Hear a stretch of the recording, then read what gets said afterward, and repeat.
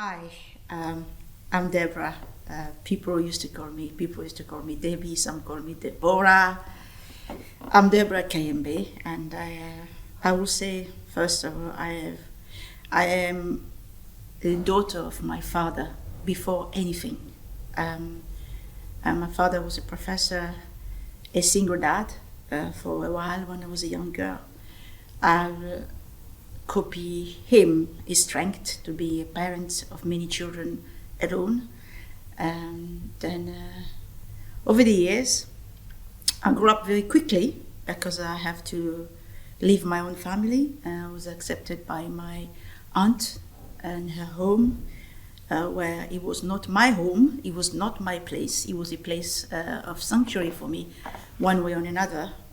But it was said, you're here because we give you space. Here is better than where you've been with your father and your family. That made me going very, very, very fast. And to get to womanhood was whether I have to decide what I do in my life and being responsible about it and get away from the place I was safely. That was the key. You know, I'm here. It's not my home. It's someplace, people someplace, and it's relatives. But I won't stay with my relative. I want to grow up very quickly, and very quickly I understood that the key to my freedom was my education. So I took my education very seriously. I was very lucky because the family who took me in could pay for my education in a country where there was no free education at all. So my spare time, while my cousin enjoyed going out, having some time out, getting to place, I'll stay home, I'll jump into the books and read and read and read as much as I could read. So I became educated, self-educated myself from home, and then continue my education at school. So I was a brilliant student at school, very smart, very intelligent girl, with a life was heavy to carry for a 10 years old, heavy to carry for 14 years old. But I think when I reached 21 and went to university, I felt that, wow, this is the balance. I am at university and I choose to go to law school. The first year was like everybody else coming to the university. Is a huge number of students coming. Then the girls began to disappear.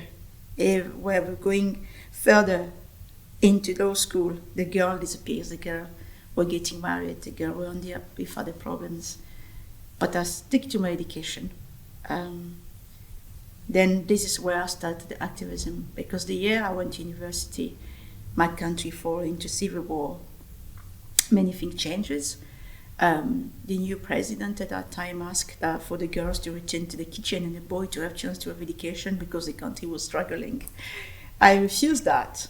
So I was going to university, studying, knowing that in the room there were less and less girls coming, and on the street fighting for my right to have access to education.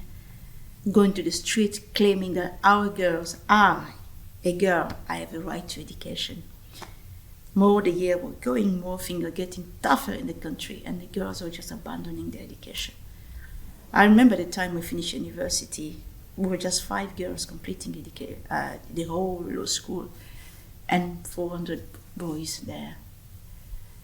Well, for the family or my family in general, that education was too much. I was told at that time it was too much education. So I had to step back and to be conform on my life as a future wife or a mom, to be prepared to be a mom. At the time I finished law school then, I was not married, I was not engaged, I had no children. It was quite what they call in DRC an unusual woman, because at 25, no husband, no being engaged, no children. Unusual, they used to call us unusual. With a very little feature in the society, very little consideration in society. But that didn't bring me down. So, well, I got here already. What next? Go to the profession. But I grew up on activism, and my reputation grew at the time I was doing my activism at university, and my reputation followed me. I was the shadow of my reputation. So people hardly see the problem, but they see the see is very determined young woman with another kind of a new generation of African young girls who are going far in education and hoping to be successful and to succeed in everything we're doing. So I went to the bar. I joined the bar first, and almost 4 or 5 months later, throughout the process. It was a longer process, but I was then, when I joined the bar, the youngest lawyer who joined the bar, a female lawyer who joined the bar in DRC in the whole country history. No young girl of 25 never made it at the bar. For the parents and my family, it was pride. They were proud of what I've achieved. But there was still this thing about this personal girl, this girl who's supposed to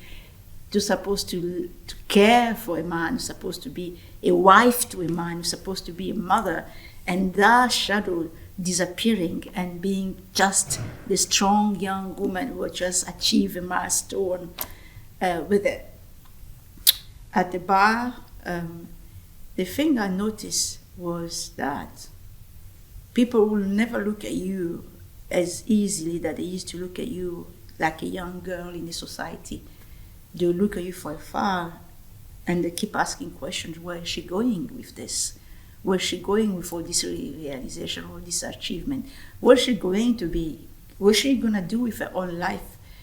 Being at 27, no children, but this time engaged, although casting all the odds, being engaged to someone and continue with the education.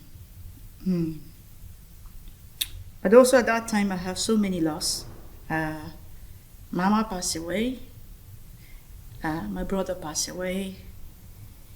I think there's always in our lives a moment where you make success, but your entire existence is marked by the loss you have, and that loss make something inside you as asleep, and make you another person, a person who, after my mother passing, my first feeling was I was emptied, completely emptied. I felt something had left my body. But a different kind of strength came then, because I thought, all right, whatever I do, my mother won't be ashamed anymore. She's gone. There's no feeling about that. Whatever I do, people can judge me. At least they're not going to insult my mother. She's gone. So it brought me in the sense of, now, a new you need to be born again. And you need to see the world without having to go to mama, to look to sisters. You on your own, and the profession you have, it's your sister, it's your mother, it's all this. And my father remarried eventually. And I got to that journey of where I started the journey of being places where there is no woman. So slowly I begin the exercise of being among of men, working with them, but roughly earning my place among them. I think the first steps were difficult for me because I felt intimidated a little bit. Then more I get appreciated about what I was doing, I didn't feel intimidated anymore. I felt I am in my space.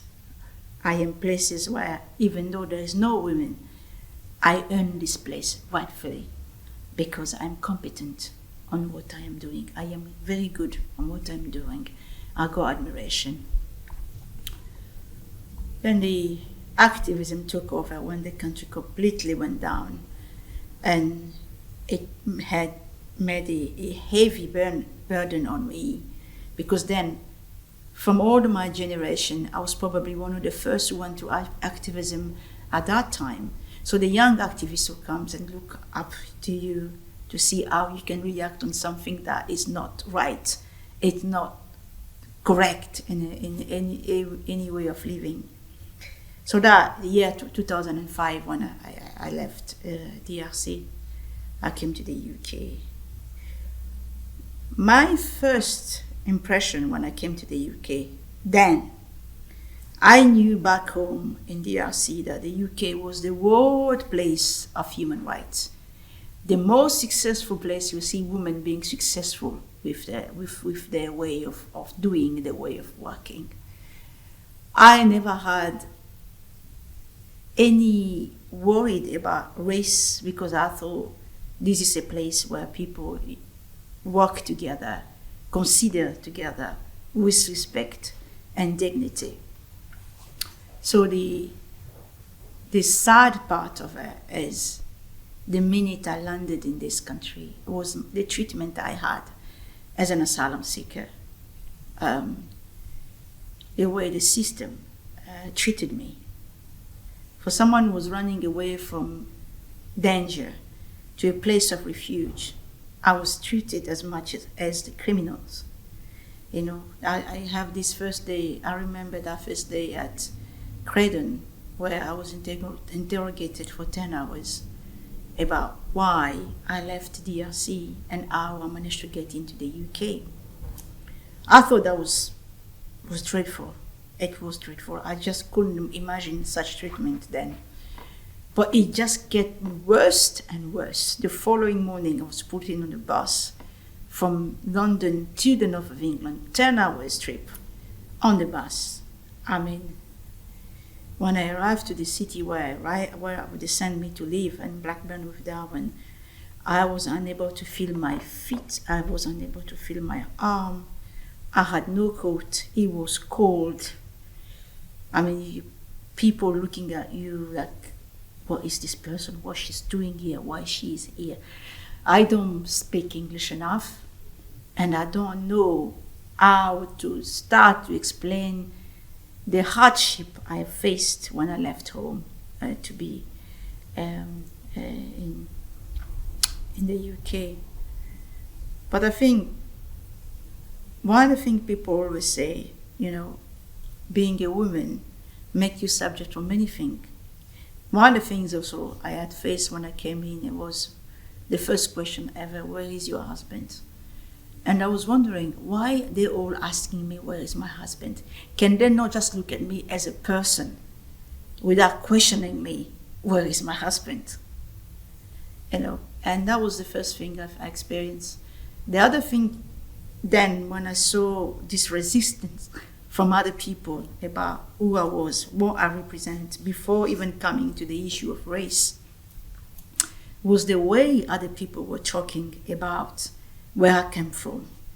I had the impression I came from a well of dirty stuff, and I'm not supposed to just stay there and not live there unless someone authorized me to leave my country to come to another country. Because the way people were talking about Congo, the way people were talking about women in Africa, I found that appalling.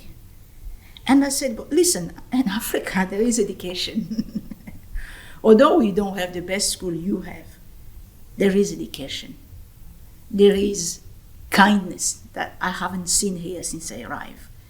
Although I have to say also there were some exceptional people around me who tried to barricade me from all this attacks, from all this mistreatment. They try very hard. It was difficult. And you have friends coming to you, telling you, white friends telling you, don't listen to them. They never travel in their lives, so that's why they talk to you about this way. Don't listen to them. They are this kind of people seeing things this different way than you seeing it. So there was something I was determined when I came in the UK. First, I asked myself to do anything in my power to get respect. I will never let anyone disrespect me.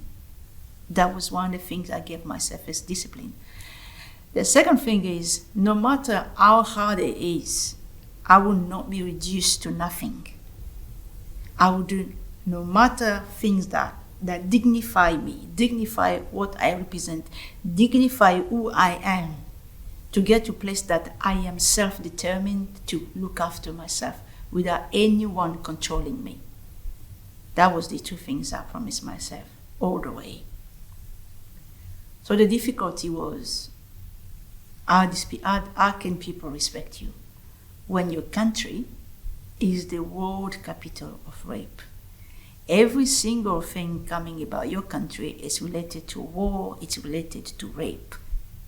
Like you're born places where there is no access to education. Again, that's come down to the wrong information they give about other people around the world, because there's always ups and downs. We are in the UK. Is everybody else in the UK is rich, or everyone in the UK rich? No. We have those who can afford the life, who cannot afford the life, who are struggling. And it's the same everywhere else in the world. So the conception about the country I was born, who I am, and the education I had was difficult. Even to telling people, listen, I am a fully educated lawyer, and I am a fully qualified lawyer from my home country, was one of the biggest challenge. Just people to believe that you are who you say you are was something that I just couldn't, get to understand why it's so easy. For those who left the UK, they are white, they're coming to Africa, they're respected as they are. And we come from Africa and coming to the UK, we don't get the respect. So that was the biggest exercise for me. So I never force anyone to accept me the way I am. But I ask people, if you want to deal with me, you must know who I am and what I stand for. It was the key to everything, everywhere I've been. I will tell you who I am, I'll tell you what I have done, I will tell you what I've done in my country, and I'll tell you why I came here. What I expect from you is to respect what I told you. And not to treat me like I was a liar, and I came here to tell things that doesn't make sense. And that, in that respect, I begin to grow an audience that barely believe what I said, and they had to from somehow go to the other media to match what I told them and what their media told them. And I come out like someone who's telling exactly what happened, far better than the media was telling them. So it built something on me. When I was in England, I encountered two problems. One, the problem was I was not given access to further education because I came from a French country. So coming from a French country, the curriculum is different. So I was refused to go to university and study. And I have to find a way to be able to value the education I had in DRC in this context of the UK. So I went on studying English like everybody else. I went to study English. And then when I thought my education was well prepared, I applied to become a lawyer in England. My application was rejected. But then they say, there's two laws in the UK, you can try Scotland. And I said, I'll try Scotland. And I was accepted in Scotland. So the reason why I took my children, myself in the van, a woman on her own with the children, traveling all the way from down south to the north for a better life. But most of all for peace, because I'm a woman who survived a divorce, So I get there. I get to Edinburgh. And a new life starts in Edinburgh. So I think the biggest key to what I have become today, it was that I never wanted to let go on my activism. I personally went to the Scottish Refugee Council, knocked to their door and said, listen, I'm an activist and I'm here to give you my expertise. I'm here to continue the campaign for the refugees and campaign for human rights. And thank God they opened the door for me. They welcomed me with the Refugee Speaker Program. This is where I started, with the Refugee Speaker Program. So the Refugee Speaker Program was, you go to places to tell your story, you go to places to tell how you feel about things, the way it's going in the country. Well, the country was changing very fast. Scotland wanted to become independent. The Brexit vote was coming in. So the hatred around people was really being seen. I came to the UK, then it was like 12 years ago, and then suddenly people start questioning you in the street. Why did you come in this country? Suddenly people start questioning you. Oh, what are you going to do with your children? You're on your own as a woman. And I said, as a woman, I can raise the children on my own. It's not impossible, And for my children, they have been through a lot. because of the absence of their father in their life, but also because of the fact that they were raised by a single mom. They faced the injustice in school compared to the other children in school who have their mom and dad. They've always been the bad student, even though they've done nothing wrong. They'll always be the bad ones. And worst, because they were black children. So you can feel that on every day. And I did not let this down. I walked straight on and I said, listen, my children, they have the same rights than any other children in the school. And me as a parent, I have the same rights as parent, as a single mom. Because that was another battle with me. I never felt the heaviness of being a single mom than in primary school with my children.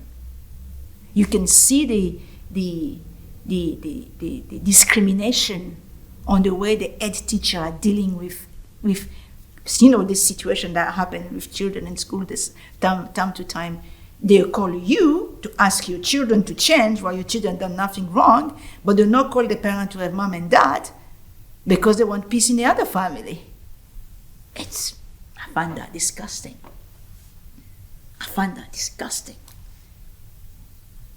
And as I continue to advocate for refugees in this country and telling everyone the story that I had gone through as a refugee in this country, then I managed to get my company together, interpreting and translation.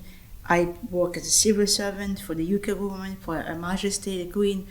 All the system that was put in the UK to work as a translator, as an interpreter, until I get to serve the United States of America as an interpreter and translator. I learn stories of refugees from around the world through my work as a translator and interpreter. And that made me a better activist. Because then I know cases. I know how each and every country around the world treat human beings in the way of recovering, in the way of refuge. Many people are quite surprised when they come to me talking about the activism and how I tell the stories about the refugee. How did I manage to do that? It's through my work as an interpreter and translator. Over 12 years, I fully completed 1 million interviews, 1 million people settling around the world through my work as an interpreter and a translator. So that gave me the strength I needed. It gave me the stories that no one never heard. But when it comes to the table of the decision makers, I know exactly where is the weakness and where to correct that. So I was then called at the Scottish Refugee Council to become a board member.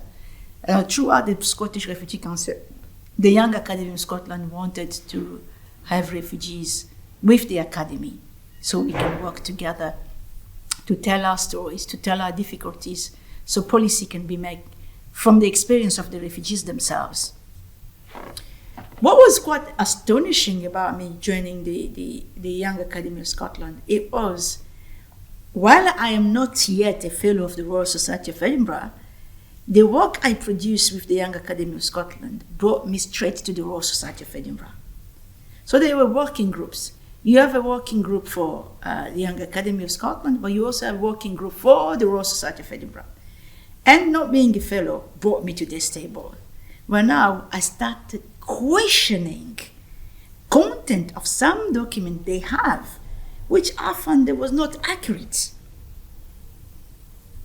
I told them these are not accurate, but I'm saying this on the purpose of finding the right way of helping, or the right narrative to tell, so we can give the right support to people. And that made me change so many things on a way of working on policies. So some policies has to be changed, some sort of things has to be changed, some program has to be changed throughout the work I have done and throughout my personal experience. I think my reputation went very fast when I got to the Royal Society of Edinburgh. And again, when in 2019, the Royal Society of Edinburgh decided to put a portrait on me. I think that was a kickoff. But then, through our activism, I break the glass. Because from the portrait you see at the Royal Society of Edinburgh, you don't have a portrait of a black woman. you don't have a portrait of a black person. And that breaks a sanctuary of whites and make people very sensible to that. We always have a portrait here. We have 276 portraits. We've been here for 260 years. Why on earth we're having black women on our portrait here? A black woman who was not born in Scotland, who was born in Africa, raised and educated in Africa. I wish people could understood why does this woman is on that portrait. What did she brought to Scotland? But people didn't see that. Maybe some did, but the majority of them did not see that. They saw a violation of the purity of whites. A black person is there. Then the attack on me became obvious. I mean, from the email, from text messages until the ambush of my car, you know, I had few. I had attacks. Whether I was in Africa, in DRC, through my activism, I survived death many times. But one thing I could not accept is being targeted in Scotland after everything I gave to Scotland. I have worked in Scotland. I have worked at the Royal Society of Edinburgh for free for years. Somebody else was to get paid for that. I didn't get any money for it. And I don't think my portrait is a trophy or a award. No, my portrait is a testimony. It's a testimony of those who come from far away and bring changes in a room where there is not been colorful for years, and bring some color and give a departure movement within the society. It's a testimony. It's not for my glory. I don't get paid because you have a portrait. If there was payment for that, I'll be a millionaire now. I don't get paid for that. But the portrait is there, like many other portraits here, a testimony of the work of people working to make a change in the society. When I had those attacks, there's something that, shocked me the most, was the silence of the Scottish government. The Scottish government did not care. I had my MPs, I have my local MPs around me coming forward to support. I will always remember the silent voice of the Scottish government. For everything I've achieved in this country, in Scotland, just watching things happening to me was painful. It was very painful. Eventually, when I launched the Freedom War campaign, small people, ordinary people, not only black, but white also came along to support. And it made me, okay, but I can't lie to you. After I launched the Freedom War campaign, it was hard for me to sleep. It was hard for me to go out. It was hard for me to stay in the table. Even when I'm on my own, I think, okay, I've done something big here. I told the world about the racism that lives in this country. And as you know, the Freedom War campaign was a big, successful campaign all around the world. I had messages coming from Guatemala, from Latin America, from China. Everywhere people came out to support. I don't know what did that, but there was something natural about this campaign that people embraced on those difficult times that the world was going through, including the death of George Floyd, because the Freedom War campaign came just after the death of George Floyd. And there was sympathy, I admit, but there's also anger. People wrote to me to say, if you're not happy here, go back to your country. Some people wrote to me during the interview, the journalist made a big thing on my watch, and someone wrote to me to say, but the way I say it, you've done very well in this country, you're wearing a golden watch. It looks like black people cannot wear a golden watch. You got all sort of criticism, you got all sort of humiliations, just to make you believe what you have done was not worth it to do. And that was what gave me the strength again. It looks like they got the message. It looks like they get it this time. You tell me what I've done wrong to you, and what gave you the right to come to disturb my peace? Because what I have experienced was a disturbance of peace. And then came the big one, when my daughter was asked to perform a slave dance in the room, in the school. And I said, a child was born here, she's only 15, and you're asking a girl of 15 to perform a slave dance? I, as mother, I, as an activist, never had the courage to tell my children the dark side of slavery. I never said anything to my children, anything about slavery. I wanted them to be taught that in school.